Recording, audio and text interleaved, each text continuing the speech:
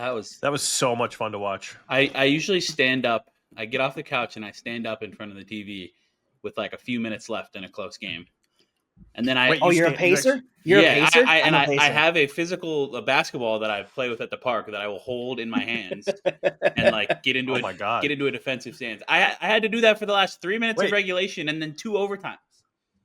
I Is was that a standing there for like superstition? 45 minutes. Are you superstitious?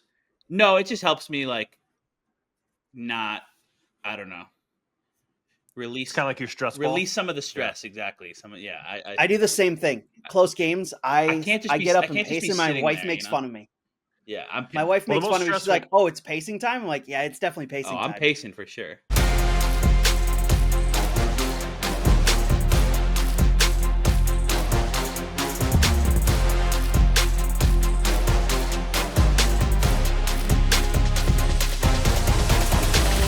Boys, the day is finally here. Charania of ESPN dropping a Shams bomb, I guess is what we're calling them.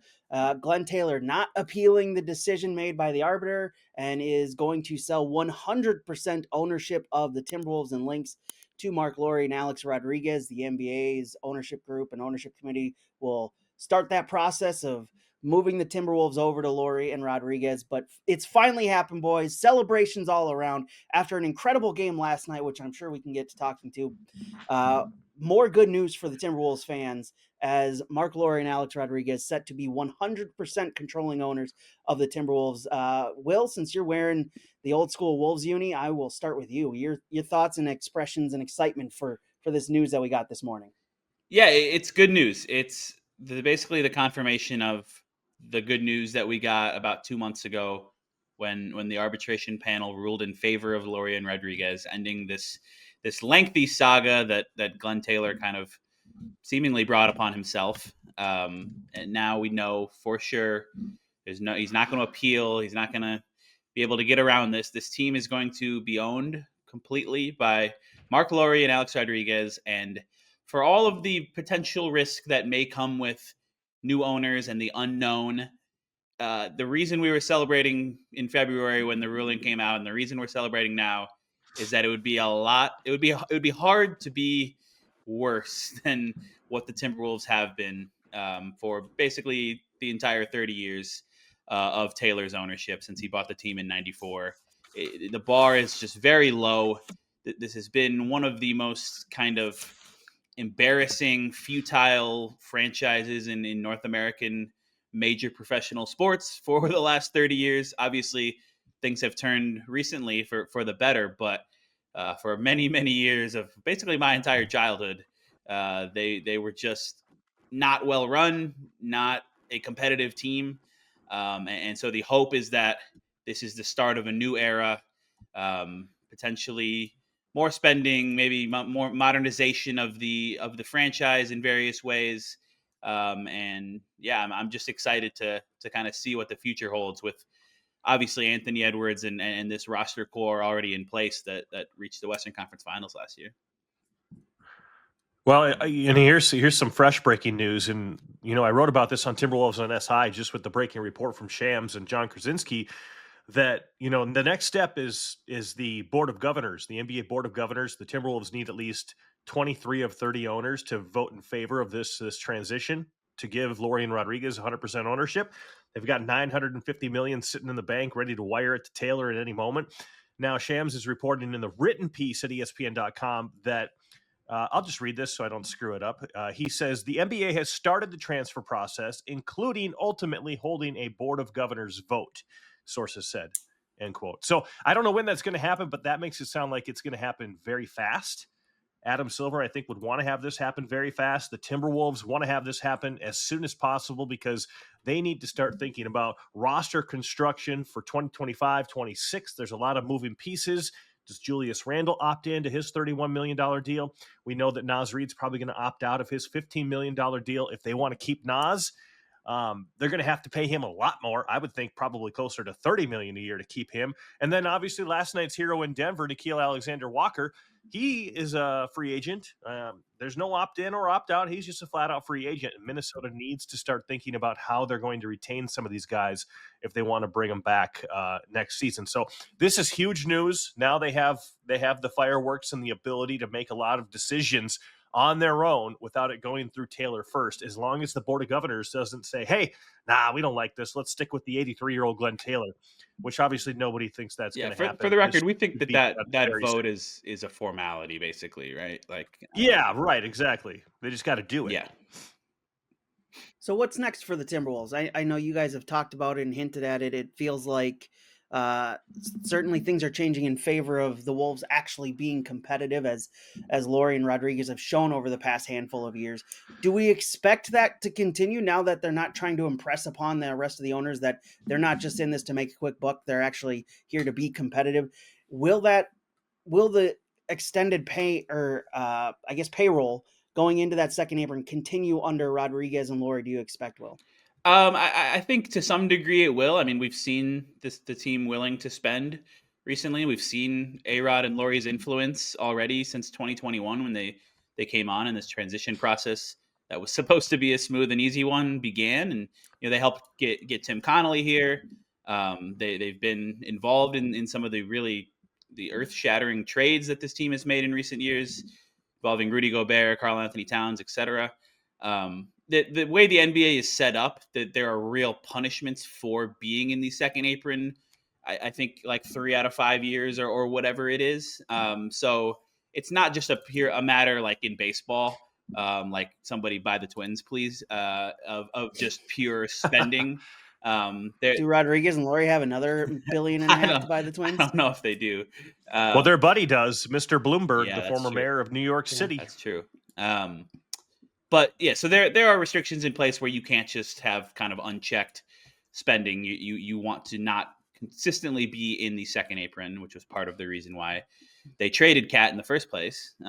But I do think, I mean, you can talk about other things away from just basketball payroll. Like, I think this probably means that they're going to get a new arena at some point. Whether that'll be fully privately funded or not, we'll see. But yeah, I just think that they are going to really continue to invest in this franchise, try to modernize things. And then, like Joe mentioned, from the basketball perspective, there's a lot of fascinating decisions coming up. We'll play the season out and see where it goes. I think the Wolves have a really high ceiling depending on playoff matchups and health and whatnot this year. But then this summer, the Kevin Durant thing that we keep talking about, they got to make a decision there. Do they want to take that kind of swing on one of the greatest scorers ever, one of the greatest players ever, who is getting up there closer to 40, and give up the kind of capital that it would require to get him? Or do they want to just kind of stay on this course, try to bring back Nasri, try to bring back Nickeil Alexander-Walker, see what happens with Julius Randle, continue to kind of develop Rob Dillingham, Terrence Shannon, some of these younger guys, use the Detroit pick to add another depth piece. We'll see. That is going to be fascinating because it's Kevin Durant, and that the idea of pairing him with Anthony Edwards, I'm sure, is pretty alluring, but there's also a lot of risk there, as the Phoenix Suns and Matt Ishbia could probably tell you. I would say the first order of business is Tim Connolly, right? Yep. The president of basketball operations. He has an opt-out. I would think that Laurie and A-Rod would want to lock him up to an extension, get him here for 5-6 more years guaranteed. So that drama's gone. And then that the architect of this roster, Tim Connolly, would absolutely have full control to build this thing the way he wants to. Because he's made a lot of really good moves, right? Mm-hmm. Not Anthony Edwards and Jaden McDaniels in the great 2020 draft, but thank you, Gerson. We appreciate your service. That's going to be big, though. And at that point, I think there's a lot of bigger decisions that are going to be considered. Two good things about Rudy Gobert looking like a mini Shaq of late. And don't get me wrong, we know that Rudy Gobert goes up and down like Byron Buxton does on the baseball field. But when he is on, he is incredible. And lately, he's been playing like a beast down low, grabbing every rebound, finishing and playing through contact, not losing the ball with his cement fingers. I mean, he's dunking things left and right. He has like 25 dunks in the last 3 games. It's been awesome. So That's good for the Wolves right now, but it's also good for Tim Connolly if he says, "Hey, this is a pretty favorable contract for a all defensive caliber player, defensive player of the year type guy who's still motivated and can clearly still go. If we want to shed some salary, 45 million a year or whatever it is, maybe a team would look at his stretch run here, and if he keeps it up in the playoffs and say, hey, we want that guy. He could be the missing piece to our success. We don't have a big. And then Minnesota could free up some space and then try to arrange things differently without Rudy Gobert. Again, I'm going down a whole different yellow brick road here, but I think there's a lot of things that are going to play out and now become options to at least consider now that the roadblock of Glen Taylor is going to be out of the way. Also, another thing that opens up with that roadblock of Glen Taylor being gone, Wolves fans can finally see Kevin Garnett's jersey be retired, I would assume, at some point here, probably in the very near future, I would imagine, Will. Yeah, that was one of the first things I wrote. I remember in February after the arbitration ruling is Kevin Garnett. He's finally going to get his jersey retired, and he can stay away from that snake, as he called Glen Taylor, and become really involved with the Wolves organization. I think there's been rumors and buzz out there, but it's just kind of common sense that Alex Rodriguez and Marc Lore are going to want to have Kevin Garnett be a part of this, whether that's like actually hiring him to some role or just kind of having him really be around and at games and retire his jersey. And that's going to be pretty cool for a lot of Wolves fans who spent many years watching Garnett wear these jerseys right here. I think that's going to be a fun part of all of this for sure. I don't know that it'll happen this year because, I mean, there's only 2 home games left. That's not going to happen. Maybe in the playoffs, if anything, but probably early next season would make a lot of sense. Bringing KG back for the playoffs, though, having him on the sidelines, having him on courtside. True, because he said last year massive boost at Target Center. He said last year he was going to have to get to one of the Western Conference Finals home games, and then it didn't happen for whatever reason. If they get him to a playoff game, you would see an ovation and a fiery crowd like nothing else, really. Crunch could take a day off that day. KG would be the guy firing up the Wolves fans in the crowd. Oh, yeah. Elsewhere for the Wolves, they had a huge win last night, double overtime win over the Nuggets. Anthony Edwards coming up late, basically just firing on all cylinders late in that game. Nikola Jokic scoring 61, but it not mattering at all because the Wolves coming out with the win. Your guys' takeaways from a massive win that helps the Wolves, doesn't get them into the top 6 seeds yet, but they are now even, I believe, with the Grizzlies, who lost last night on games. So there's, with just 6 games left, everything to fight for in that top 6 seed, Joe. Yeah, I mean, 6 games to go. Memphis is sliding. They've lost 7 out of 8, 8 out of 10. Ja Morant, I got to imagine he might be facing a suspension after he did the old finger guns. It looked like a finger assault rifle last night. If that's what it was, indeed, he got Steph Curry and Draymond Green were pissed about that. It was like, hey, ref, look what he just did. And this is the guy with a history of weapons, and he got suspended. So I got to imagine there could be some heat coming to Ja Morant's way if the NBA is serious about eliminating anything that resembles a violent act. Think of it what you will, but I think Memphis is going the wrong way, and they're going to end up in the play-in for sure. That's going to open the door for Minnesota and Golden State to handle those 5 and 6 seeds and maybe even get all the way up to number 4. It's going to require a lot of work. I think Golden State's just a beast right now. What are they now, Will? 18 or 19-2 with Steph Curry and Jimmy Butler in the lineup together. Yep. And I think since the trade deadline, they're 19-5. And Steph missed 2 of those games, and they would have won both most likely on the road against Atlanta and Miami.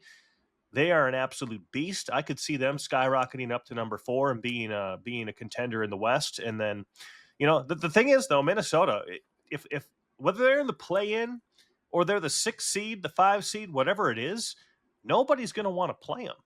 And I think Michael Malone, the Nuggets head coach, said it really well when he mentioned Andrew Munson, their guy who scouts Wolves games.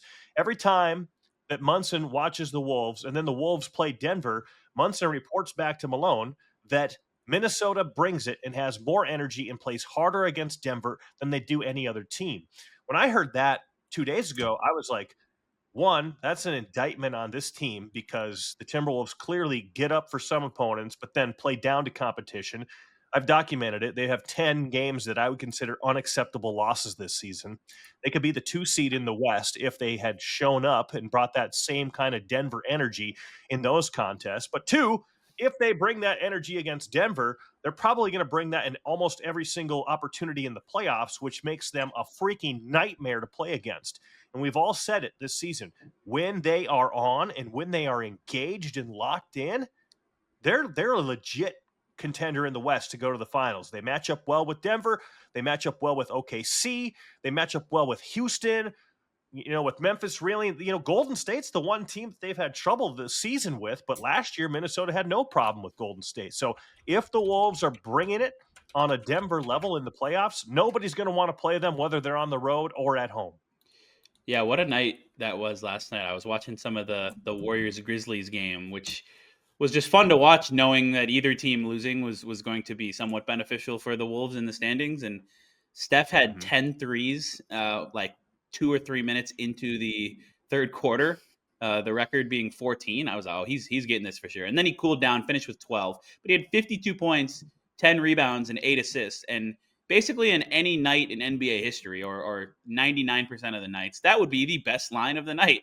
And then he was overshadowed by that Serbian guy, Nikola Jokic, going for 61, 10, and 10. One of the greatest individual performances that I've ever watched. Anthony Edwards calling him the best player he's ever seen close up, except for himself, to himself, which is a great line. But I mean, that was an unbelievable game. Just the amount of twists and turns, the amount of lead changes and drama. And Anthony Edwards had 10 points in that game going into the fourth, hadn't shown up, was settling for threes, not hitting them, looked just off. And then because he's Anthony Edwards and he does this, he finishes with 34, hit a couple huge threes late in regulation, had some big baskets in overtime, just really went to the level that the Wolves needed from him, especially with no Dante DiVincenzo, no Naz Reid. I mean, back by the second overtime of this game, guys were just exhausted on both sides. Jokic played 53 of the 58 minutes. He rested for 5 minutes to start the second quarter, and then played the entire rest of the game, and somehow just never really looked. I mean, he missed a bunny or two and a free throw maybe late that you could attest to fatigue, but he was unbelievable throughout the night. Julius Randle played really well for the Wolves, 26 points, rebounding, making plays, attacking when needed, playing some bully ball. And then Nickeil Alexander-Walker, it was really the unexpected hero, or not unexpected, but the non-star hero for the Wolves. Had 26 points in that game, 5 3-pointers, obviously made the 2 free throws with 0.1 on the clock after a couple gifts from Russell Westbrook to the Timberwolves. Just an unbelievable game. It's so much fun to watch, so intense. I was standing in front of the TV for like 45 minutes from late in regulation through both overtimes, just hoping the Wolves would find a way to pull it out. And they did. They sweep the Nuggets this year. They've won 6 straight against them going back to last year's playoffs. And like Joe said, this Wolves team, when they get up for it and when they play like this, and Anthony Edwards is engaged in attacking the rim and hitting threes, and Julius Randle's doing this. I mean, again, they didn't have Dante or Naz for this game. Granted, Denver didn't have Jamal Murray or Michael Porter Jr., but this Wolves team can play with anybody. They can beat anybody. We saw them beat the Thunder twice this year, who have, I think, still only 12 losses all season. They can beat the Lakers. They can beat Houston. They can beat Denver. They can beat Memphis. The Clippers, they're 3-0 against. I mean, they have to do it, and they have to be locked in, and they can't fluctuate like they have. But this team's ceiling is really high, and that's what's going to make the last 6 games of this regular season, including a big Memphis game coming up in about a week, and then the playoffs. It's going to be really fun. Yeah, if you get into the playoffs right now as the 6th seed, you're facing Denver in the first round. Sign me up for 6 or 7 more games of that. Yeah, absolutely. Yeah, no, it's crazy how good that would be. And I'd say Jamal Murray and Michael Porter make Denver better on most nights, but they don't match up well with Minnesota. No, They've always struggled. No, somebody tweeted it out. It was really funny. It was funny. Minnesota beat Denver in double overtime, and they didn't have Dante DiVincenzo, Naz Reid, Jamal Murray, or Michael Porter Jr. That's so well said. Because Nickeil and Jaden and Ant give those guys a really hard time on the perimeter. Yeah. Yeah, I will say this, by the way, Russell Westbrook's getting a lot of heat for his blown layup, not running out clock, and then the foul at the end of regulate or at the end of the second overtime. But my God, Minnesota just there were so many ways to look at this game and blame people. Like Denver blew a 16-point lead early. So Minnesota comes back for what is that, 15 wins when trailing by double digits this season. It's crazy. That's sad they get down that often, but when they turn it on, they're absolutely beastly. But then the out of timeout plays at Yeah, the we end gotta of talk about those. regulation and overtime. What in the hell was going on with that? I've never understood that. It was like they knew that Anthony Edwards was going to get double teamed and he was going to have to give up the rock. But then once he did, it was like they didn't have a plan. Julius jacking up a contested three, and then the second one in overtime was a disaster. I don't know what's going on there, but that's the kind of stuff where you have to execute and be really good if you're going to win games in the playoffs. You can't do that. You cannot always just survive by the skin of your teeth. It's kind of sickening. Like you remember Houston in the Sweet 16 or the Elite 8, Kelvin Sampson draws up Mhm. that play. And it's the inbounder lobs it into the paint area, and then boom, he's just wide open for an easy lay-in. Like, what? Why can't the Timberwolves? These are professionals. Like, they should be really, really, really, really, really good at this. And they look like they don't know what they're doing in these situations. So, big concerns in end game, out of timeout situations that they have to clean up at some point. I mean, this is year 5 of Chris Finch. What is going on here? Yeah, they have to fix it.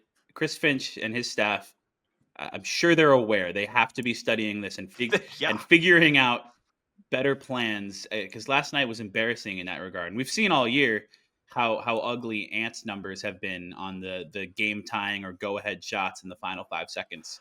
It's often just wait around and shoot a contested step back three, and they don't go in very often because those are really difficult shots. Ant didn't shoot either of the two last night when it was tied with a chance to win it. He kind of waited for the double.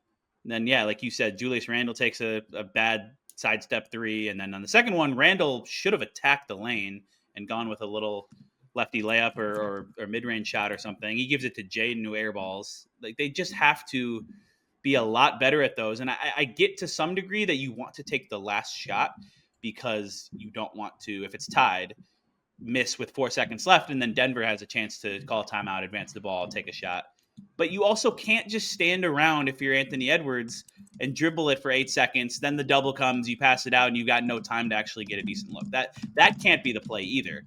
So you have to find a balance of running something and getting a good look, and maybe not going immediately, but also you want to have a decent shot at it. So they have to be able to figure this thing out, get in the lab, draw something up, and be a lot better, because there is going to come a time in the playoffs, most likely, where they're down by 2 or 3 or it's tied in the final seconds and they're inbounding the ball and they've got to run something good. And it can't just be Ant takes a bad three or Ant gets doubled and passes out of it and Julius takes a bad three. They have to be able to get downhill or find a way to get an open look.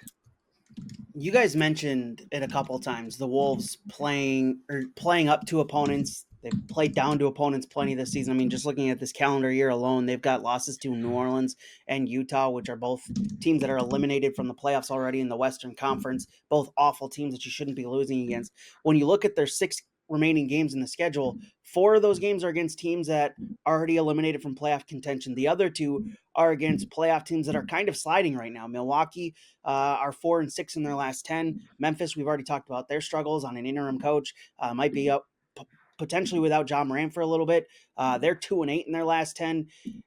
Is this a favorable schedule? Do you view it as a favorable schedule, or are you waiting to see how the Wolves react to playing opponents that they should easily beat? No, it's Well, I'll start with You go first, Will. My kid is talking to me. It's definitely a good schedule. I mean, we've been saying it for a while. They got one of the easiest remaining schedules in the league. 4 of those final 6 games are against teams that they absolutely, without question, should beat. And yes, that's been an issue at times, but you'd still rather play the really bad teams more often than not than have to play the Thunder or the Lakers or whoever, the Celtics. The Nets on Thursday, that has to be a win. Same with the Sixers on Saturday. That team is blatantly and openly tanking. And then, yeah, Milwaukee and Memphis both on the road. Those aren't going to be easy games. Certainly, you'd like to get one of those, and if you could choose, it would be Memphis for sure. And then you close with 2 home games that you absolutely have to win against Brooklyn and Utah because there's going to be seeding on the line. So they very much have the most favorable remaining schedule of any of the teams, the Warriors, the Grizzlies, the Clippers, that they are competing with, where it's kind of 4 teams for 2 slots to stay out of the play-in. Joe? Yeah, I don't know what Will said because my daughter came in and was talking to me. I and said it's a wanted me to favorable smell schedule. a old cell phone. She wanted me to smell an old cell phone, and then she Hey. wouldn't leave. My wife is supposed to go to the grocery store to make my life easier, but hey, you know what? It doesn't matter. That's how it works here. Anyway, yesterday before the Denver game, I was thinking the Wolves would go 6-1 down the stretch, and now I think they're going to go 7-0 because that Denver game was a loss I had on the schedule. Just because I know they matched up really well, but I didn't think without Dante and Naz Reid that they would come out of Denver with a win, especially after Michael Malone challenged his guys to play with the kind of energy and treat it like a rivalry game like Minnesota does. So now I think they go 6-0 down the stretch, and they are riding a 9-game win streak into the playoffs. They have to know by now that there's no room for error. So I don't expect them to come out with low energy against woeful teams like Brooklyn or Philadelphia or Brooklyn again or Utah in the season finale at home. So that leaves 2 opportunities for a loss in there next Tuesday and Thursday at Milwaukee and at Memphis. Milwaukee's tough, but Minnesota has the pieces to compete with them as long as they go into that game healthy. No Dame Lillard. I think the Timberwolves go into Milwaukee and win. And then, again, I think Memphis, they might not have Ja Morant. I really think the NBA might suspend him over that weird finger gun thing. And if that's the case, I mean, they're already reeling. I think they're dead. And Minnesota's going to be on a big-time run here going into the postseason, and nobody's going to want to play them. So the big question is, if they get to 50 wins, are they the 4 seed? Are they going to get that high? I mean, it very well could be the case that Minnesota is so red hot to end the season that they have an opportunity to host a first round playoff series. But yeah, I'm going 6-0 down the stretch. At this point, the final thing I'll say quick is just the expectation has to be to go 5-1 at least with the 4 games of the 6 that we're talking about. And if they are in the play-in when this is all said and done, that's kind of a disaster when you look at the schedules. Like, there's no reason they should be in the play-in tournament. When you look at the schedule, they've got Memphis out of their last 6. They got 1 gimme against Charlotte, and then 5 games that they're going to have to show up for, including the Wolves. Golden State's next 3 this weekend at Lakers, home for the Nuggets, and then home for the Rockets. And then, as I think we've mentioned before, April 13th, the finale, when the Wolves get to be playing, hopefully playing Rob Dillingham and Terrence Shannon Jr. in the 4th quarter against Utah. The Warriors and the Clippers have to play each other, so that's a loss for one of them. And the Clippers have, I believe, some difficult games in there as well. Pull up their schedule. Yeah, Clippers have 2 against Dallas, who has Anthony Davis back.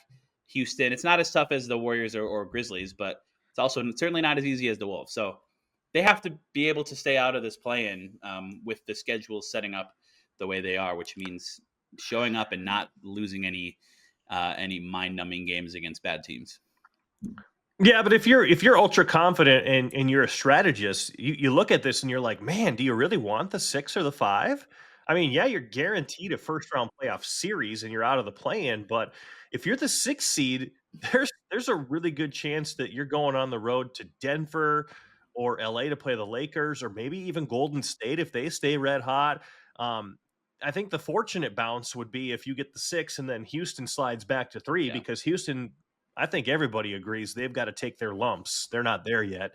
They've got a great record. They've had a really good season. They've been playing really well of late, but Minnesota's a better team in the playoffs right now than the Houston Rockets. So if you're the 6, that's dangerous because the odds favor that you're playing Denver, the Lakers, or the Warriors.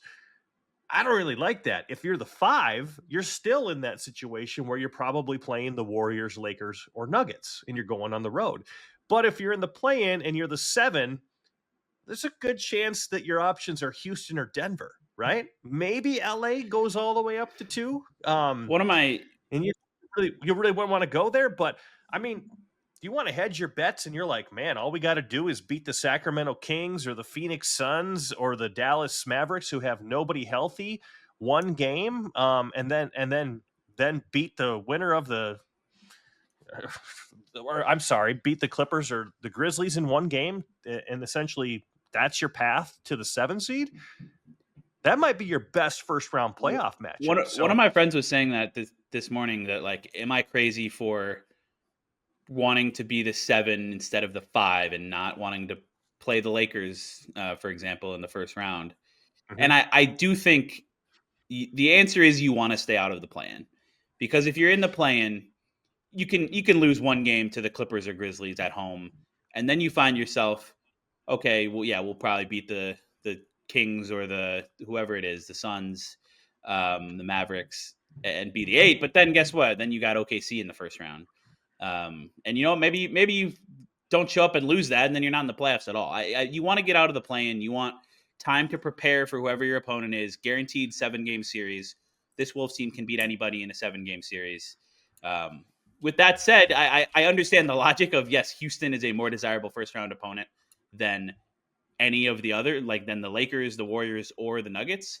But you don't want to mess around. You want to guarantee yourself a top 6 seed and whoever you play, which I think would hopefully be, unless the dream would be the Rockets slipping to 3, but hopefully I'd say it's the Nuggets over the Warriors and Lakers.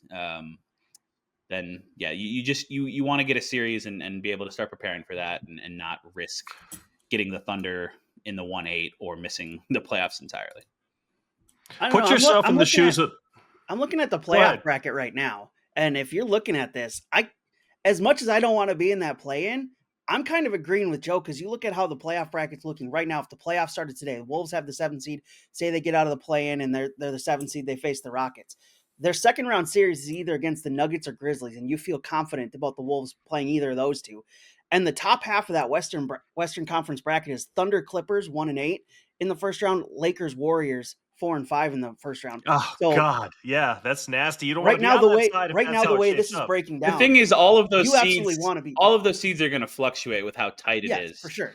I agree in that very current setup. You'd like to be on the other half of the bracket, but I just think if you can get Lakers Warriors first round, one of those two teams is being eliminated in the first round. That is a godsend for the Wolves' chances in the playoffs. Yeah, I'm not as scared. I know that's it's this. But then you have Jimmy, Warriors. I don't know. Warriors. Lakers. You should fear the Lakers. You should fear the Lakers because they have Luka Doncic. He's a the Wolves Lakers killer. Fisher, I was talking They've about. Got Adam Silver. The Warriors. They've got Adam Silver on their side, the refs on their side, home court advantage. Everybody knows how this works. They're not going to get the whistle against the Lakers that they would get against the Nuggets or another team. Quite possible. That's a fact of life. You do not want the Lakers in the first round or the second round or any round for that matter. Yeah, I think it's 5-on-7, baby. Get to that 6 seed and stay there. I think when you're looking at the way this playoff bracket's shaping up, get to the 6 seed, stay there, because that top half of the Western Conference bracket looks like murderer's row, and it's probably going to come down to the Thunders, Lakers, or Warriors if that's how it breaks down, and you're facing one of those 3 teams in the Western Conference Finals if you can get that far. That's talking awfully confident for Minnesota sports fans. So yeah, I think. By the way, go ahead. By the way, real quick, guys. I mean, Oklahoma City is like quietly putting together one of the greatest regular seasons in NBA history. Yeah. They're so good. They're so good that I think they're being slept on. I mean, I know the Wolves match up well with them, but oh my God, nobody's going to want to play. I wouldn't be surprised if they just ran the gamut and went all the way to the finals, losing like one game. They're that good. That's how good they are. The potential Thunder Warriors series in the second round is going to be incredible. Yeah, that could be incredible if it shapes up. Yeah, for sure. For sure. I think that's where we'll end it today. Plenty of good stuff for the Wolves fans over the last less than 24 hours, about 12 hours or so for Wolves fans. Lots of positive news. Now we just need Marc Lore, Alex Rodriguez, Michael Bloomberg, pitch up another $1.5 billion for the Twins across the street, so we can get positive news all around across Minnesota sports.